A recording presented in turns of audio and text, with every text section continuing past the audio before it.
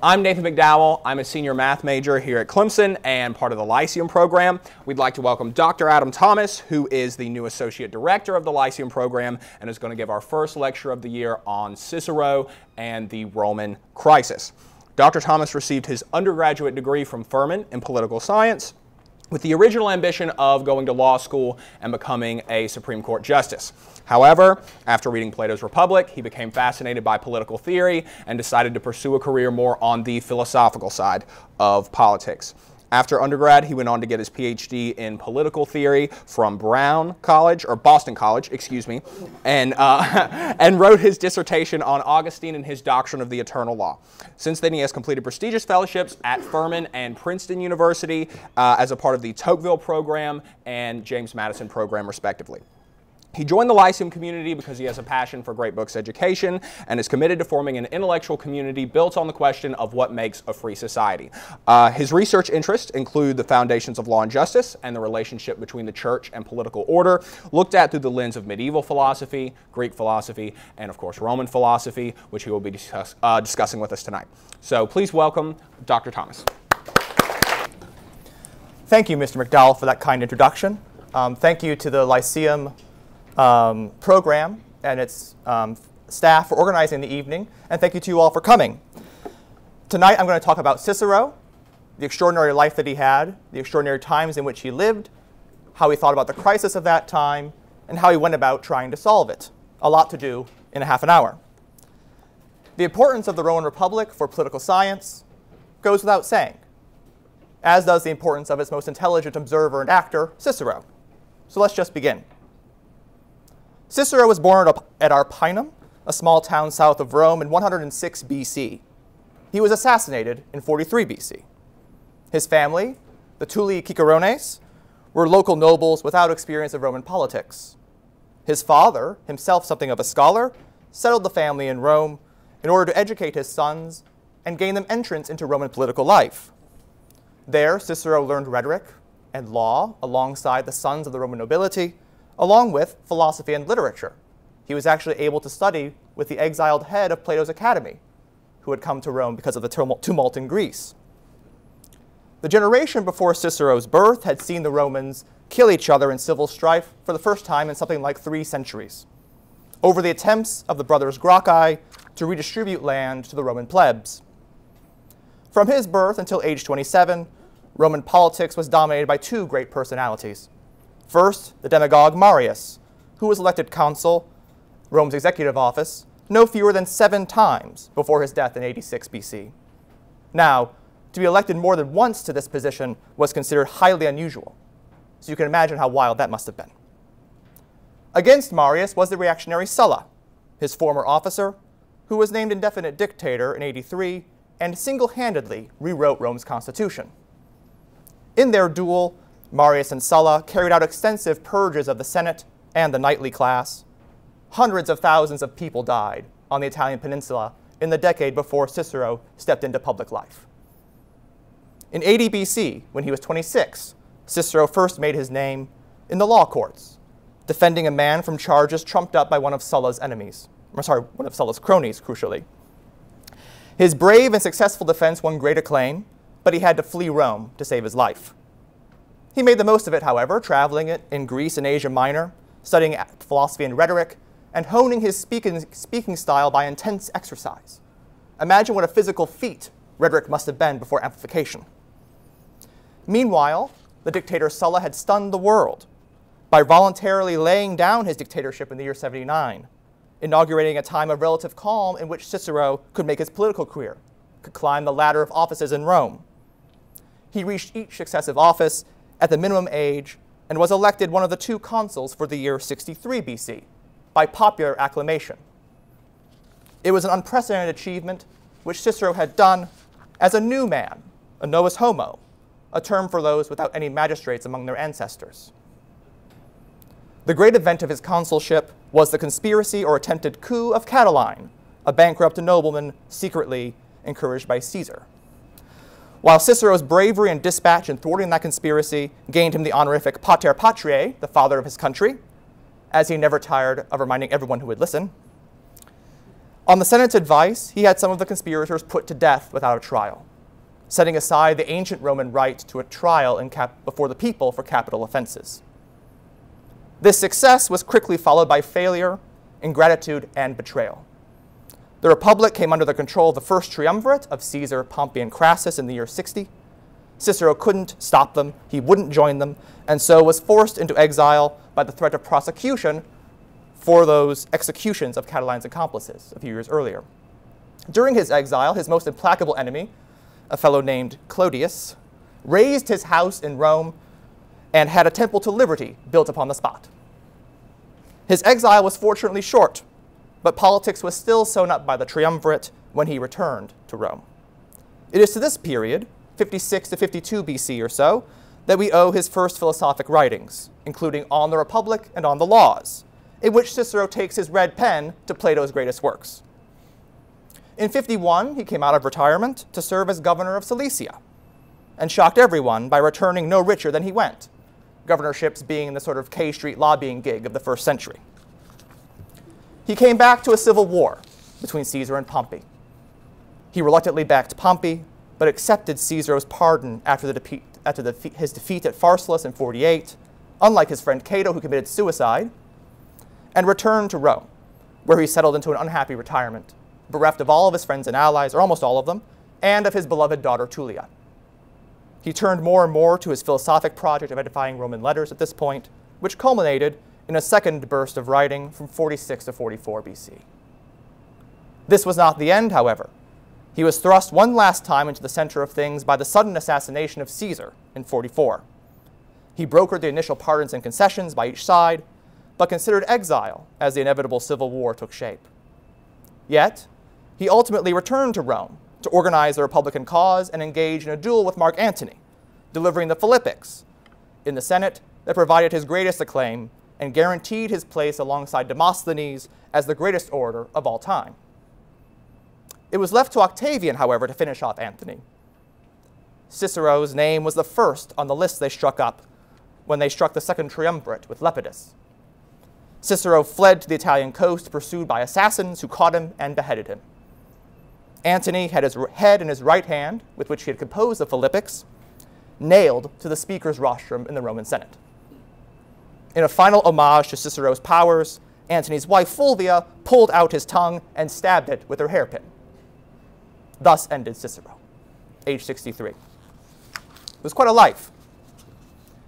Cicero lived and died for the Roman Republic, even in its stupidity and its decadence.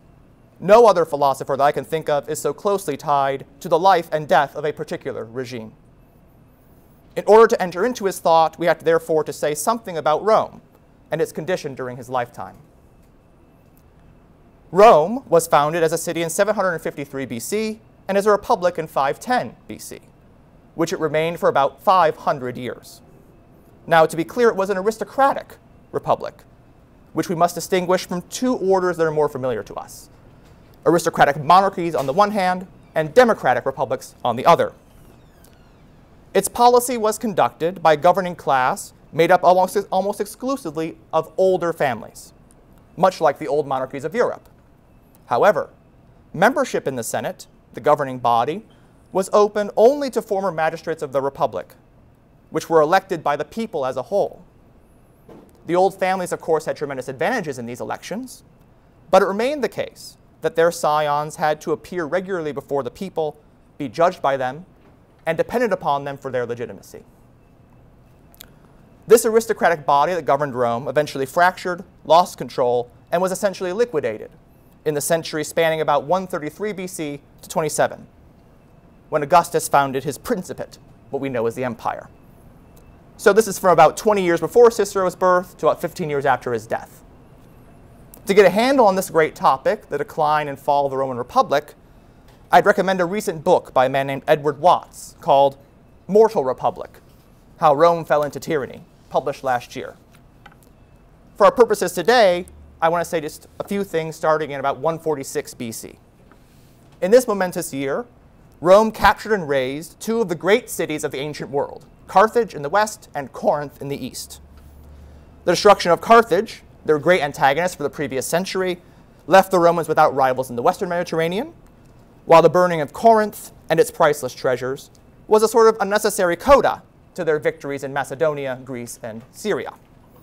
These conquests in the East and West meant that Rome was now dominant over the entire Mediterranean, which it now charmingly referred to as our sea, Mare Nostrum. These conquests also led to a crisis of government that proved insoluble, or rather, a crisis that was solved only by the death of the Republic and its replacement by the Empire. I want to mention two problems of importance to Cicero. First, there was the difficulty of administering their new dominions. Rome had no developed bureaucracy, like the ancient monarchies. Its magistrates had complete power or imperium, but they served for only 1 year and were dependent on the experience and continual counsel of the Senate.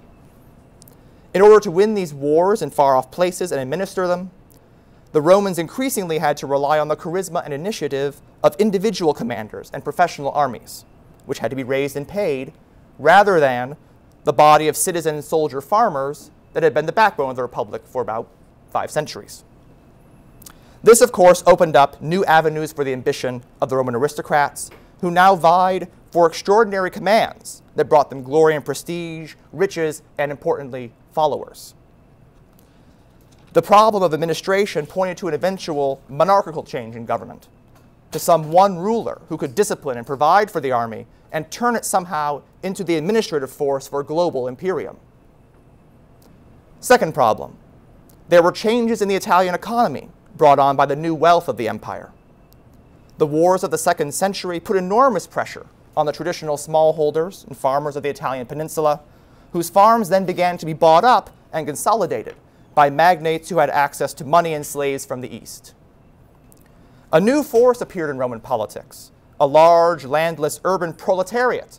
The word is an old Latin word, in fact, meaning those who were counted in the census by their children rather than by their property, that had to be fed with public grain and that began to agitate for land redistribution. This new prosperity and inequality opened up new avenues again for the ambition of Roman elites, some of whom could now fund their political careers and become fantastically wealthy in doing so. And grievances among the people as a means of rising to power were never lacking. From now on, Rome's aristocrats would be split between various popular men, populists you might call them, Caesar the most famous of these, who courted the people and championed reform, and optimates, the best men, a rather grand word for the conservative faction, those who were afraid of reform or liked the way things were. The tangled careers of two famous statesmen, two great aristocrats, Tiberius Gracchus and Scipio Aemilianus, first cousins as it happens, illustrate these problems at the beginning of Rome's decline. The death of Tiberius Gracchus in 133 is the watershed moment in all histories of the Republic. He was of the oldest patrician stock, but became a tribune of the plebs, the people, where he pushed for agrarian reforms, that is, for redistribution of land, that so alarmed the Senate that the chief priest gathered a mob and had him clubbed to death in the street. The tribunician power had been largely negative to this point, meant to interpose between the magistrates and the people in emergencies, essentially. Tiberius showed how that office, in the hands of one capable of commanding, like an old Roman aristocrat, could take the initiative in the popular assembly, which was, after all, legislative assembly, and do a lot of damage. His example inspired many others after him. Plutarch tells two stories of the beginning of Tiberius' political career. The first, the one he liked to tell, is that he was riding north of Rome one day and noticed all the new estates, formerly populated by sturdy Roman farmers, and now worked by foreign slaves. At that moment, he was filled with so much indignation that he turned entirely to the cause of land reform for the people. The second story, the one he told less often, is that having fought bravely in Spain to save his legion from a consul's incompetence, he negotiated a peace treaty on his own authority with the Spanish. For this, he was denounced in the Senate by Scipio Aemilianus and others for cowardice and insufficient bellicosity, unworthy of a Roman. And so he then turned to domestic politics in order to gain glory and dignity equal to his ancestors. You can see the complex motives involved. Scipio Aemilianus, his great rival, whose natural father had conquered Greece, whose adoptive grandfather had defeated Hannibal, and who had himself conquered and burned Carthage to the ground, died a few years later in mysterious circumstances in 129. He's the star of Cicero's Republic. Cicero considered him a kind of philosopher king and seems to have thought he was the one man capable of addressing these new problems in Rome, if indeed they could be solved by anyone. His death deprived the optimates, the conservative faction, of its greatest leader. The defense of the establishment, as we would say, increasingly fell to lesser men, to the greedy, the obstinate, the snobbish, who could be outmaneuvered by the wealthy and ambitious men who gained the support of the soldiers and the people.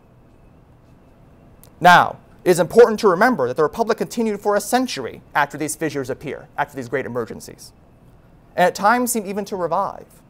Cicero's great goal was to extend this life, extend this time. He knew better than anybody else the weaknesses of the Roman order and its eventual collapse, but he also knew the great difference between republican liberty in any form and government by one man alone. So let's turn to how Cicero analyzed the Republic and tried to defend it. Cicero thought about the Roman Republic using the two great tools bequeathed to him by Greek political science: Aristotle's mixed regime on the one hand, and Plato's philosopher king on the other. For Aristotle and for Plato, in every political community, some group inevitably has a decisive influence, shaping the laws and being favored by them in turn. This group could be one person, a few people, or many, each of which can make a plausible claim that it should determine the whole. And yet, despite the best of their intentions, the reigning group eventually, inevitably even, begins to drive things toward their own interests, away from the common good. The goal of the wise legislator, then, is to mix these regime types, to somehow give the claims of monarchy, aristocracy, and democracy their due at the same time. In Rome, for instance, they had consuls, a kind of monarchical office. They had a senate for the aristocracy, and popular assemblies for the people, all of whom had power in administering the Republic. Aristotle's Politics is, of course, a classic exposition of this mixed regime. And Cicero agreed with Aristotle regarding the regime and the necessity of mixture and moderation of these regimes.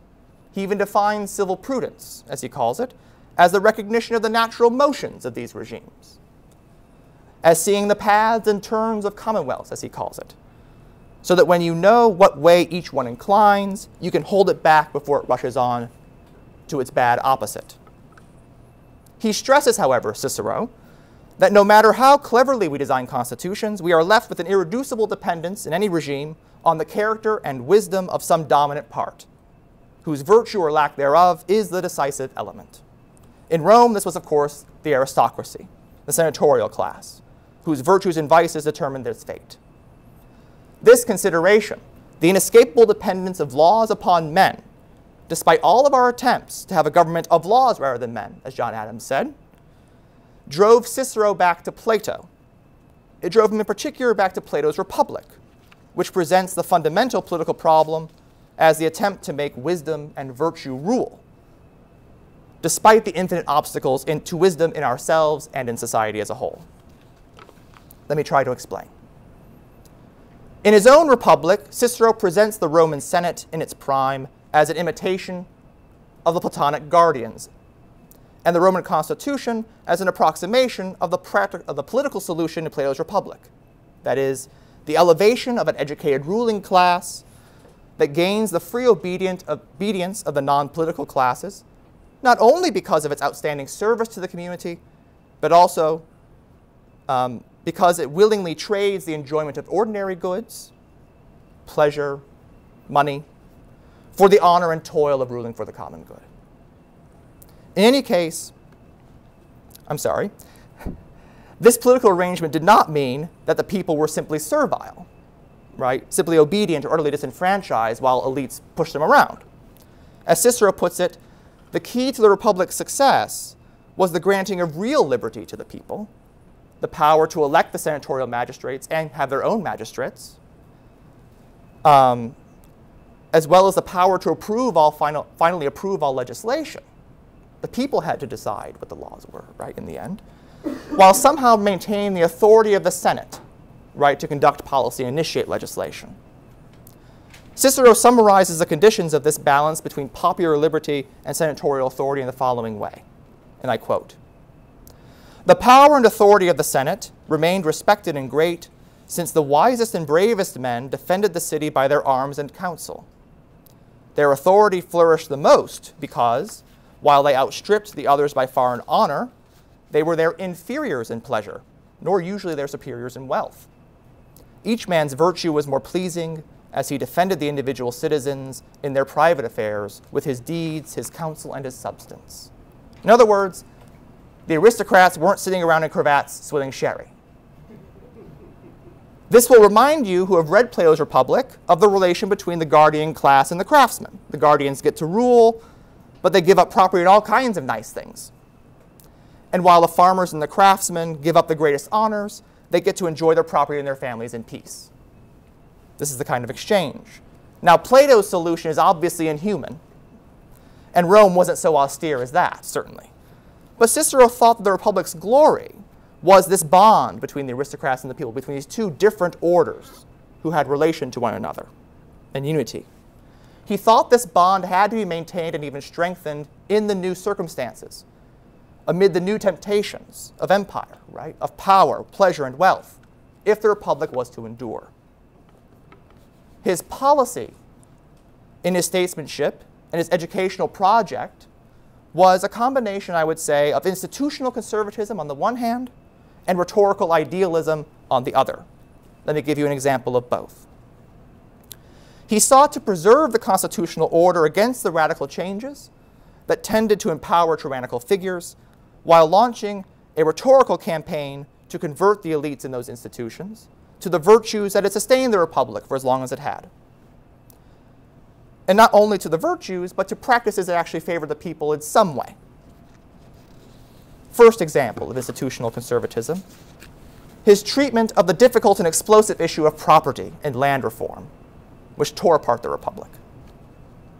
He faced this directly as a consul, on his first day in office, in fact, when a tribune, a fellow named Rullus, proposed a law creating a commission of 10 men empowered to sell public lands. This commission would then use the revenues gained by the selling of land to purchase land in Italy for the resettlement of the landless people in Rome.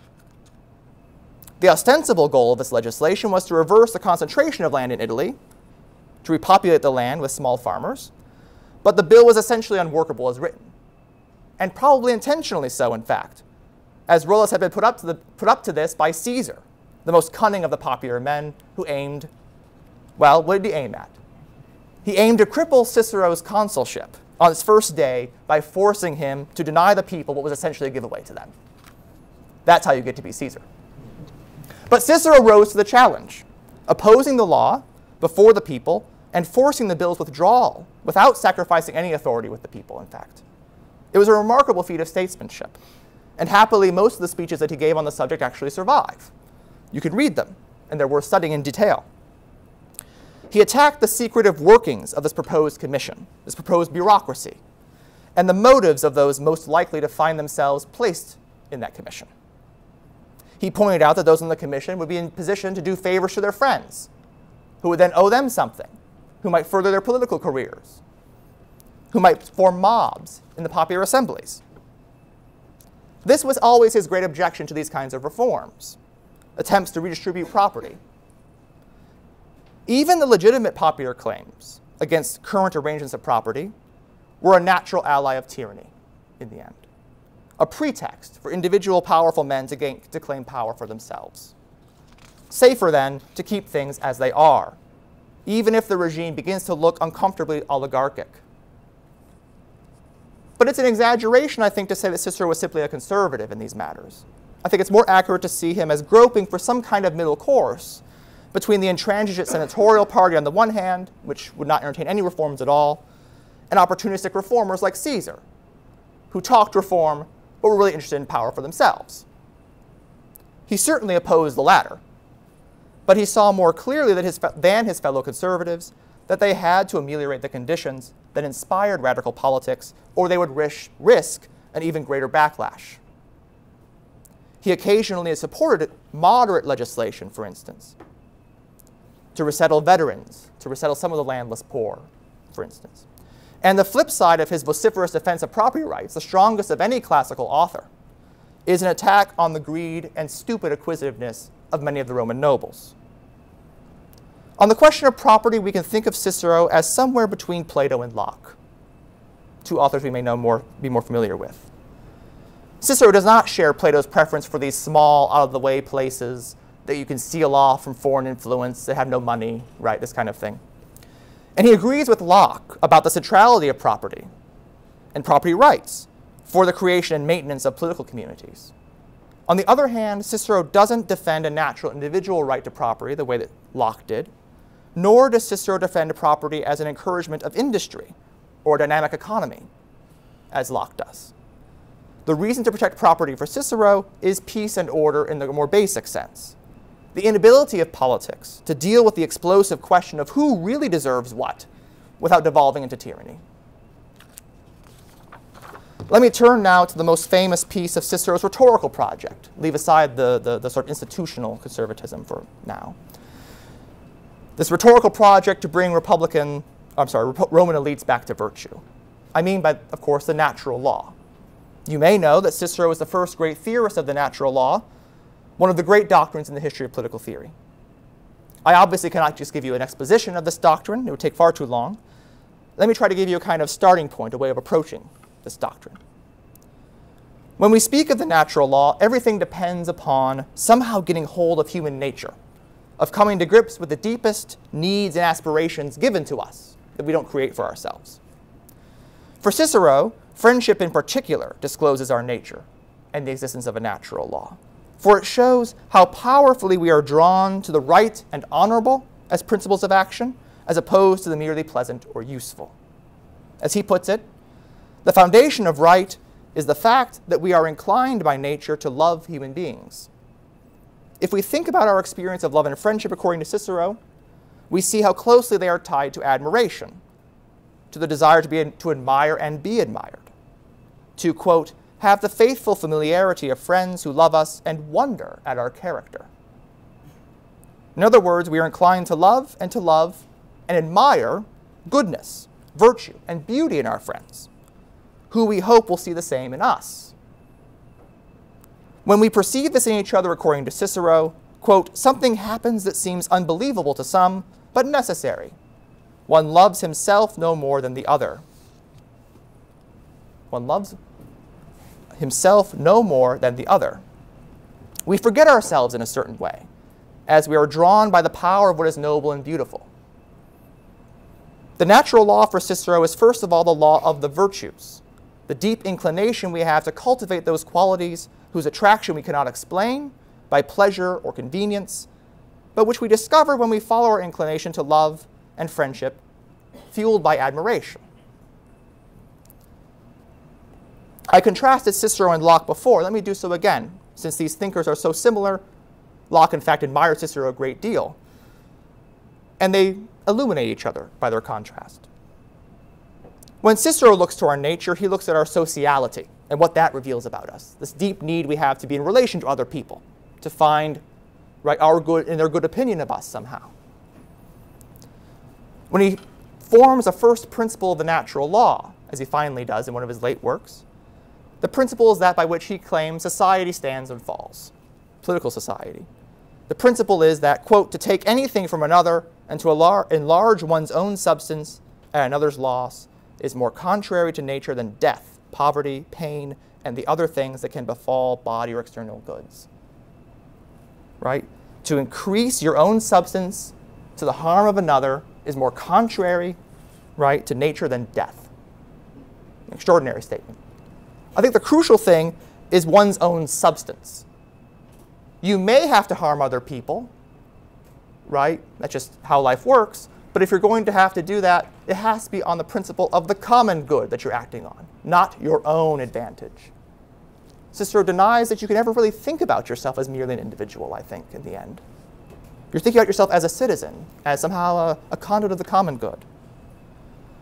Now, when Locke looks at our nature in search of a natural law, he looks at the state of nature. That is, the situation in which we are most individual. We feel our individuality, right? Our loneliness and separation from others. We can imagine ourselves as not part of a society at all, quite easily, in fact, right? And feel the necessity of preserving ourselves. Right? Now, Locke also thought about the law of nature and had a similar law of nature in terms of as not harming other people, like Cicero. But he adds the proviso, quote, when his own preservation comes not in competition, right? They both believe that not harming, Cicero and Locke, is the foundation of the natural, the first thing we all sense, right? But for Locke, there's a kind of proviso about your own preservation because he sees our own nature as individual in a way that Cicero doesn't quite. This great similarity and yet a little bit of a difference. So for Locke and Locke's society, then we had to think about society as individuals coming to form a society, whereas for Cicero, we think about society, right, first, as ourselves as individuals second. Now, why is this important at all for Rome? The Roman Republic fell when it could no longer be ruled by friends, by a group of equals in virtue. That is, it fell when it became such that it required a father figure, or a man who pretended to be a god, the divine Caesar. Civic friendship is obviously not as deep as it's extended over the whole community, but political conditions will affect our experience of friendship in the deepest sense. Cicero draws his readers to the phenomenon of friendship as one way of showing them what is being lost with the Republican Constitution, being scuttled, which after all instantiates a certain equality that is necessary for our experience of friendship. You can't really be friends with someone who's totally superior to you, who dominates you. And also because it gives a kind of field for you to practice the highest virtues together, which for Cicero are in fact the political virtues. Or not, maybe not quite, but close enough. Let me try to explain this, and this will be my final point. There is from the beginning to end in Cicero, even in his last work, a work that he dashes off to his son as he's being hunted by assassins, a robust defense of the political life. One of his lasting contributions to political philosophy was to defend the dignity of political life on the level on which it had been criticized by philosophers like Plato, for instance. If you turn back to Plato one last time, the apparent teaching of his Republic is that while politics needs philosophy, it needs wisdom, it cannot accept it, so the philosopher has to seek wisdom as a private man. Avoid politics and the storm of politics, it'll get you killed like Socrates. Now, we might say, as many of the Romans did, that philosophy is for the birds. It's a silly, unmanly Greek thing, and who cares? Cicero thought, however, that this denigration of politics initiated by Plato, this decadence in philosophy initiated by Plato, corrupted philosophy itself, not just politics. It cut off philosophy from its original impetus, which was this dogged attempt to somehow pursue all the virtues at once. He makes two broad arguments.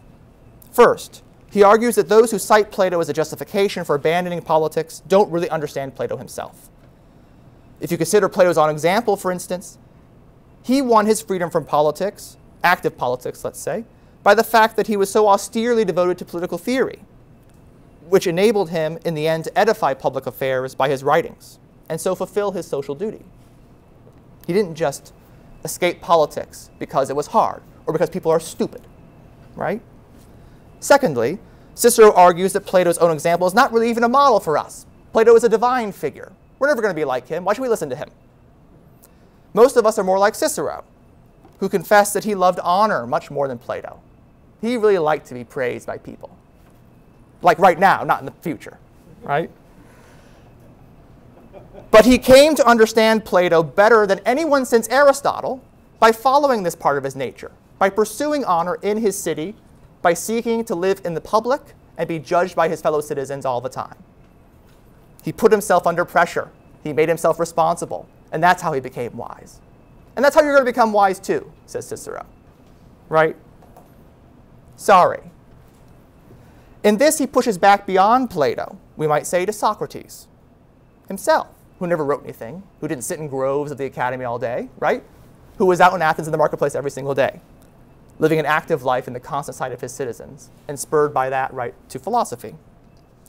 This, I think, would be the basis of Cicero's response to the obvious objection, maybe you all are thinking of it, that we could raise against this whole thing, that he failed to save Rome, and quite spectacularly.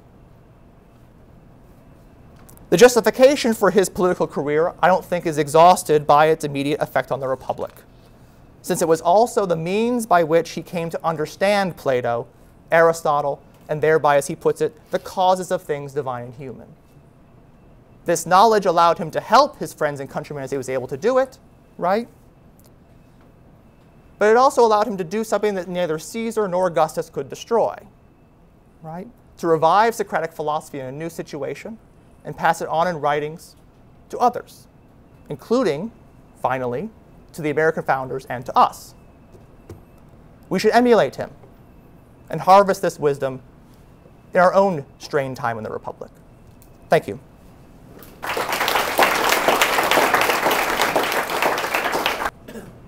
Fire away. Mr. Pierce.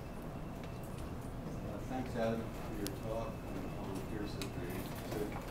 I was just wondering, your historical introduction about Roman politics is interesting because, on the one hand, you made the thesis that it's about getting to a higher level of philosophy by, in fact, staying closer down to political life. Mm-hmm. Somehow opens up the perspective even beyond Plato's true philosophy, if you want to put it that way.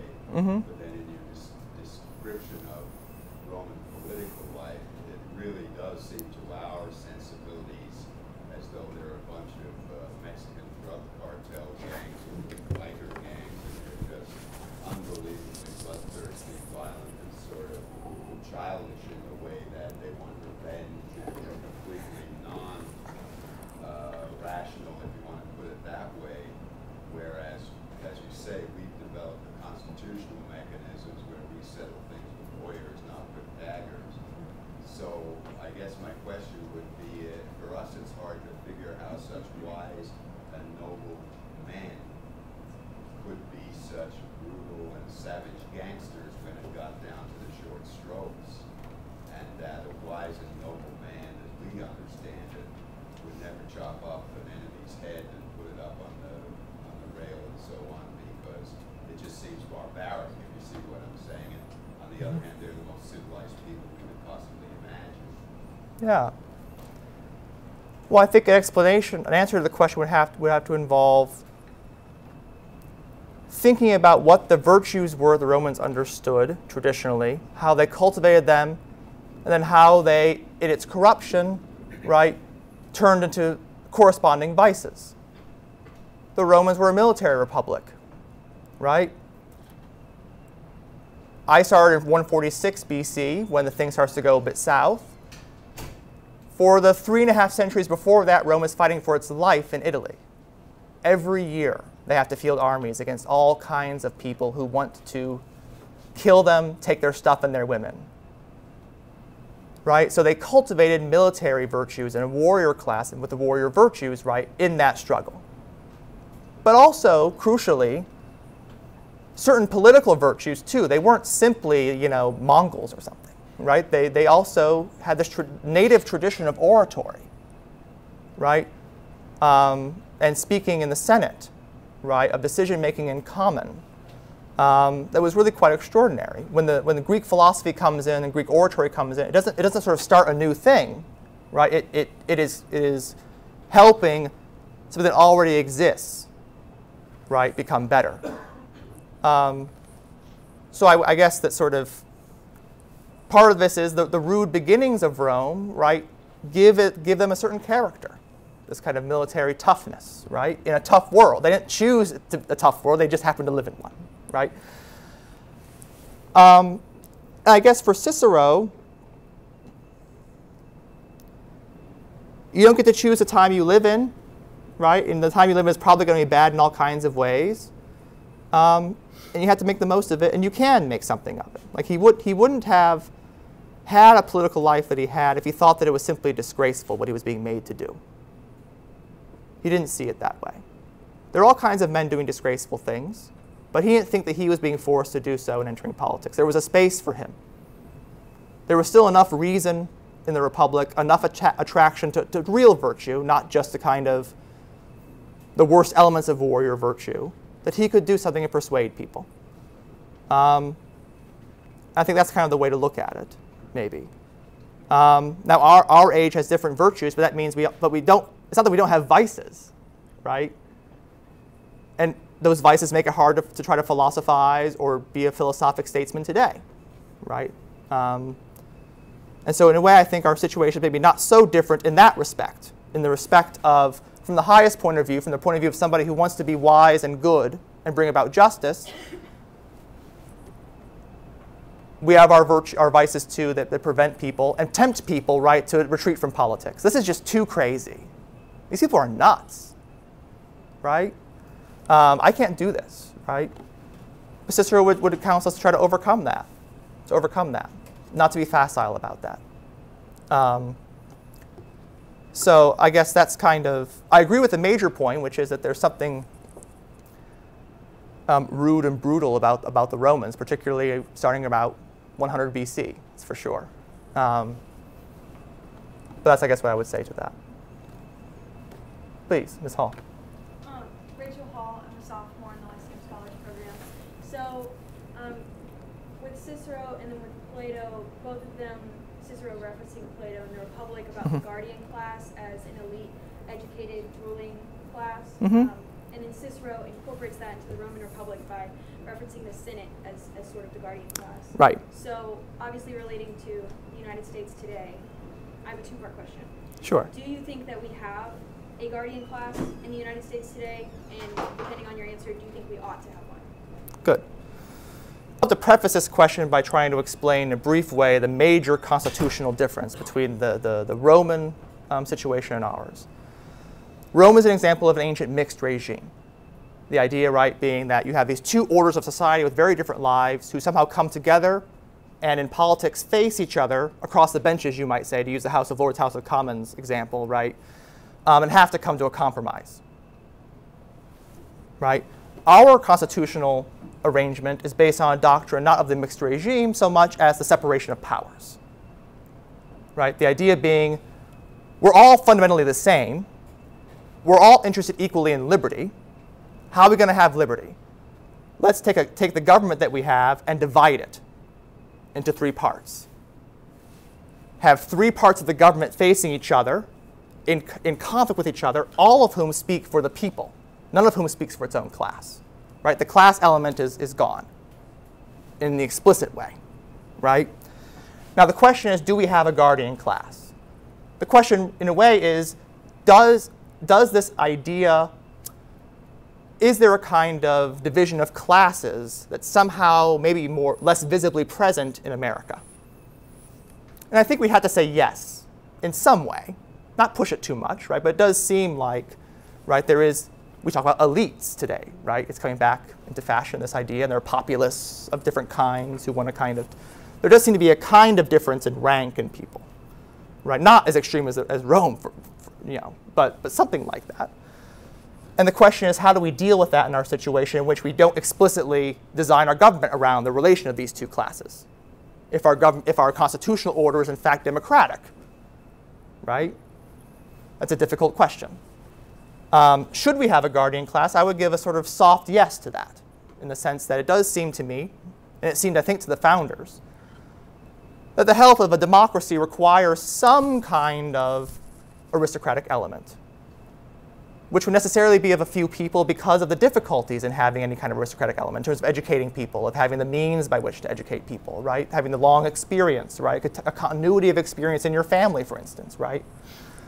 It's just hard to kind of build that up as kind of political capital without some kind of establishment, as we might call it. The old WASP establishment, or something like this, as people talk about, right?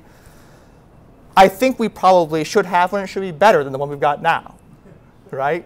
In the sense that it does seem to me possible that trying to cultivate people, right, to have a sense of themselves, right, as being better educated, but who want to prove their superiority by their service to the community as a whole, would be a good thing for us. Not the kind of Roman Republican aristocratic, right, body kind of thing. Our Constitution is democratic, after all. But it does seem like some kind of what Jefferson would have called the natural aristocracy, right? Seems somehow necessary as a force in politics, as opposed to assuming everybody's basically equal all the time. They aren't. And the choice we have is whether the people who are more equal than others are good or bad people. Let's make them good people. Let's have them read Cicero. Hey, I'm Nick. Yeah. I'm in the Lyceum. Thank you. Aristocracy, right? They have land, and therefore they can vote. And therefore, if you don't have land, you can't vote. That's actually not how it worked in Rome. Oh, really? No, no. Tell me. Everyone got to vote. Every male got to vote. I mean, even the landless people, even the poorest of the poor, were included in the assemblies to vote. Now, the vote was weighted, so if you had more property, you had more votes. But there was nobody who was simply excluded from the political process in Rome.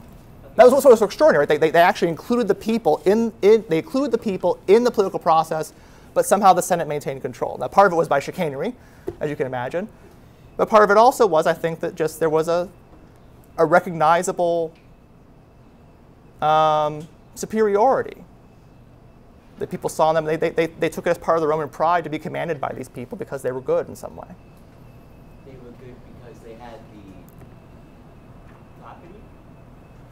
No, I think they were good because they were commanders in war in particular. Rome was always fighting wars. So these guys, right, were trained from youth, right? One of the ways in which these guys might have won elections is by maybe you've heard of this kind of thing, right? They sort of show their wounds to the crowd, right? They'd show the wounds they had received in Rome's service. They're under a tremendous pressure, this class of people, to win these battles and to rule, right? And so it wasn't a kind of soft. It wasn't the European nobility with all of its finery is not the way to think about these people. This is it's more like Sparta, frankly, in terms of its austerity. At least until they get really rich, then everything starts to go south, right? Because now they're rich, and and they don't know what to do with it, right? They aren't like when Locke comes along, he has a very different society in which to sort of talk about having a society based on mutual acquisition on modern economy, right? The Romans are this military society, right? Poor for many centuries, and all of a sudden gets fantastically wealthy, has no idea what to do, right? And it's bad news. Did you have another question? Because of what you just said, not really. Okay. So, Please, Mr. Corbin. I'm William. Two-part question about the natural aristocracy. Mm-hmm. In America, it's like we almost deny the existence of a natural aristocracy, or our culture seems to shun it. Mm-hmm. Yet, if we hold it true that it is a part of human society, how does that conflict of we don't want it to exist, but it does exist, how does that create problems? And then what if, we don't develop this natural aristocracy and it's not good? What then? So the first question is, I would say, we want to, for all kinds of reasons, right, good reasons, right? We're Democrats. People are equal, right? So the idea that there is an aristocracy is repugnant to us for reasons of justice, right? But that means we're always sort of struggling when we actually start to have kinds of aristocracy, right? People talk about the sort of cognitive elite, the managerial elite, the managerial classes, the super zips, right? The people in Georgetown, right? The people in Northern Virginia, right? If that's not an aristocracy of some kind, what is? Right? They have an outsized influence far more than their numbers because of their wealth, because of their education and their connections, right? And they tend to get what they want, right? Or the administrative elite in the government, right? The deep state, this kind of stuff. These are clearly bodies that have outsized influence and hereditary influence even, it looks like at times, right? And the question is what we do about it. We have a hard time thinking about it because our society is set up on the premise in justice, right, of democracy, that we're equal, right? And we don't want to have, the Federalist number 1 points this out, right? The ancient republics, they had these classes directly in government, right? You had the people and the great and their two assemblies, and they're constantly identifying each other and talking to each other and yelling at each other. And what happens? They fall apart all the time, right? Rome is the great example that proves the rule in the way. Other ones, they just fall apart because the class struggle eventually, right, they hate each other. So let's not design our government, our society around the recognition of classes, the vision of classes, and trying to relate them. Let's have a democracy with separation of powers, right? But it's still a phenomenon that people end up having outsized influence, right? And so how do you deal with that?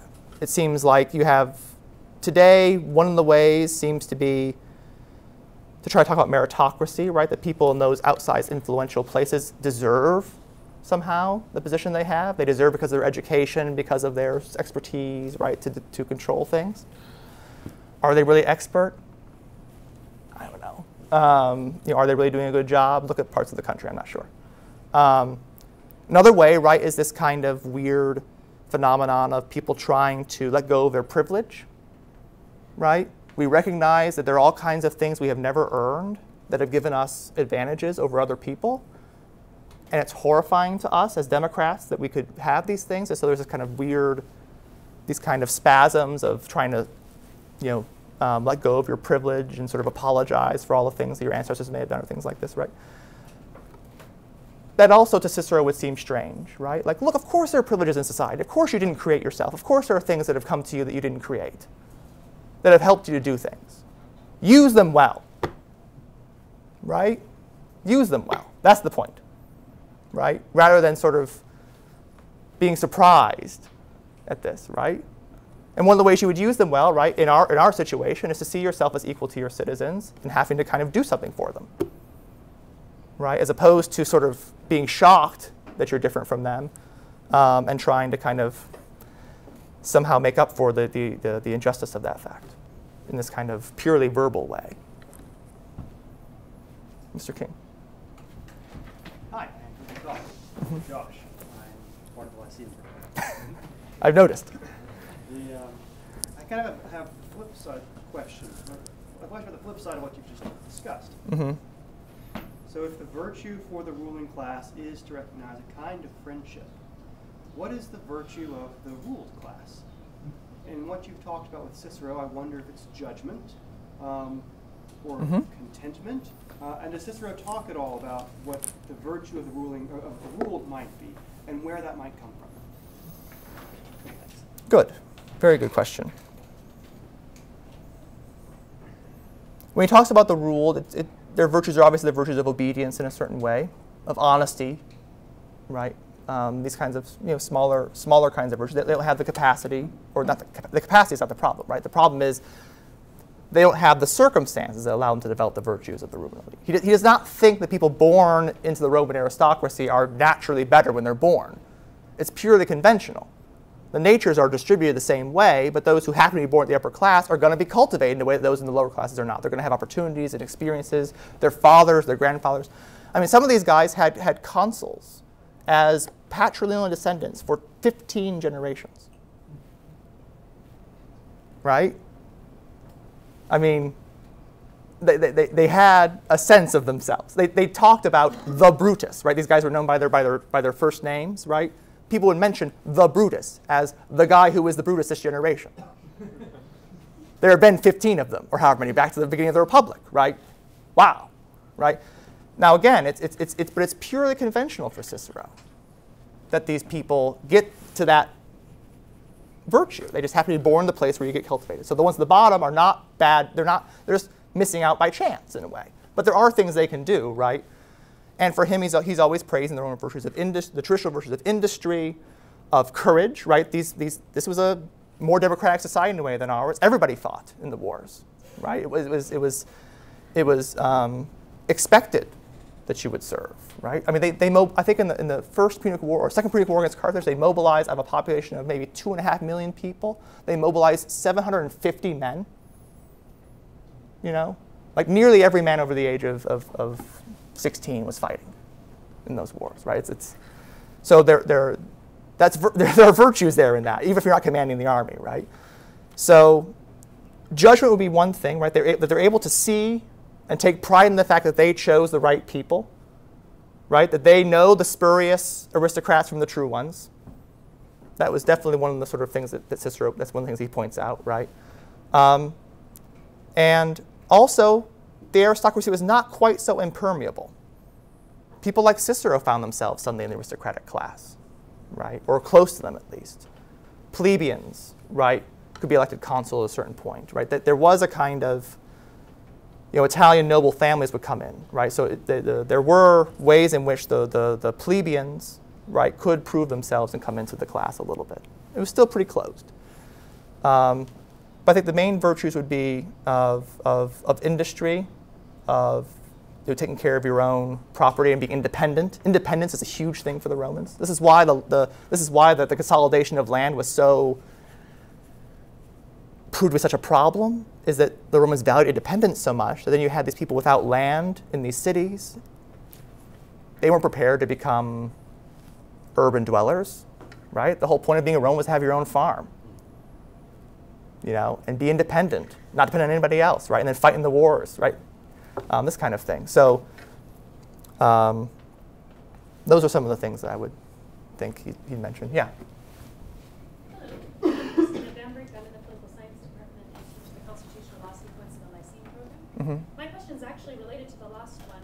It struck me as you were talking that even though Rome was still a somewhat stratified society, you had classes, that civic friendship was possible in fact, that you had this bond between the aristocrats and the plebeians. And it strikes me more when I think about modern America, when civic friendship seems to be tenuous, even though we are egalitarian in some sense, democratic in some sense that Rome maybe wasn't. What accounts for that? What might they have had that we do not? Is it virtue? Is it even the language of virtue that we simply don't have in our vocabulary today? It may be a necessity, in the sense that a nation that's fighting wars all the time necessarily comes together, right? Not just to fight, but to bury their dead, right? In a way that a society that's safer doesn't. That's one of the things. So I don't think we would wish that on ourselves. But also maybe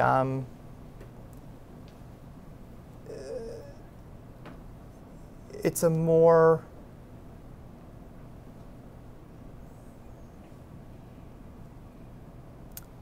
among the political class, at least, politics was just so rough and tumble.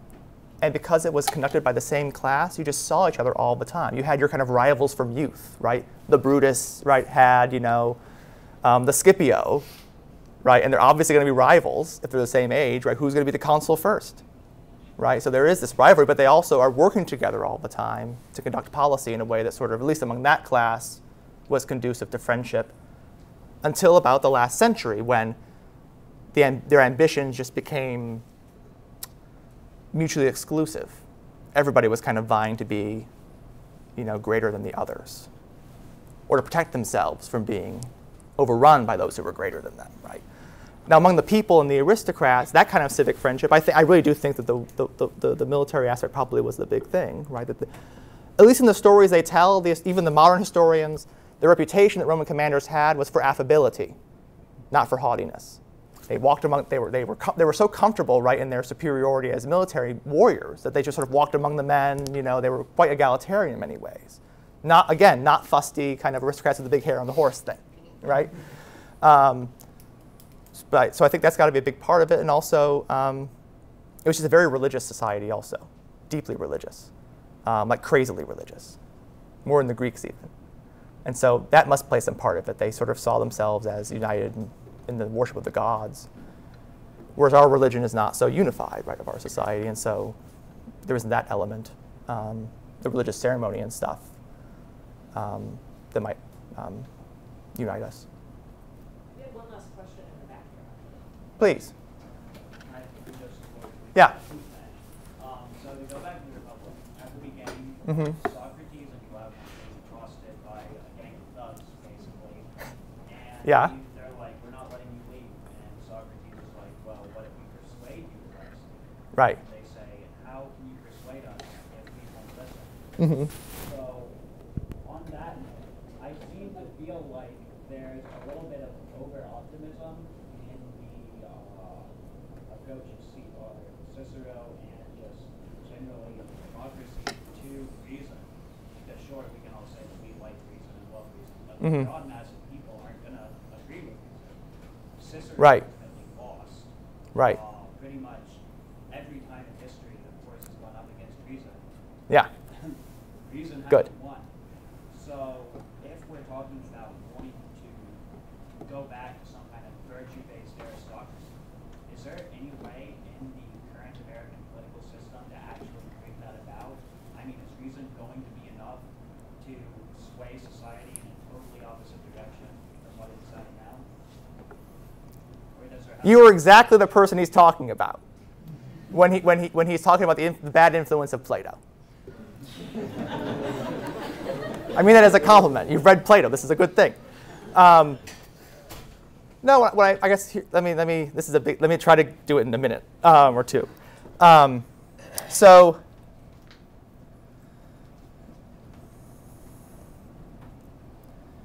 it's certainly true that you can't expect reason to simply prevail.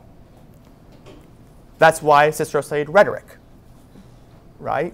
Try to combine somehow thinking out the right thing to do, thinking out the obstacles to that being done, and how you're going to get from A to B, right, by thinking about the passions, the aspirations, and the desires of your fellow citizens. Not in that sort of condescending way, not Platonic philosopher kings, right, noble lies and stuff like that. But as a statesman who understands oratory and rhetoric, who, as Lincoln said, right, consults the prejudices of his countrymen in trying to move the ball. And Cicero, I guess, I'm not sure what kind of expectations he had for saving the Republic. I frankly think he didn't have much at all. He knew where it was headed. But the point was, there's something good in itself about republicanism to him, right? Particularly because there's something good in itself about the political life.